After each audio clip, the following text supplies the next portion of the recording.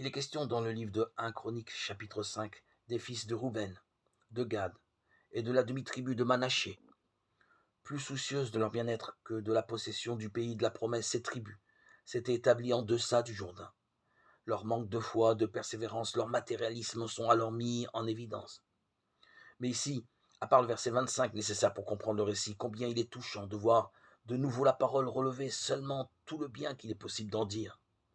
Leur courage et leur confiance sont particulièrement soulignés, psaume 146, 5. Il criera Dieu dans la bataille, cette bataille qui venait de Dieu, verset 22. Et il se rendit à leur prière, car il avait mis leur confiance en lui, verset 20. Le cœur de Dieu est toujours le même, de ces faibles disciples qui allaient l'abandonner quelques instants plus tard.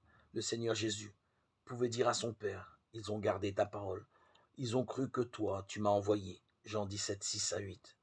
Là où nous savons voir que ruine et misère lui découvrent quelque chose qui lui est agréable.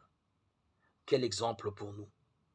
Avant de formuler un jugement, une critique, souvenons-nous de la manière dont le Seigneur parle des siens en leur absence.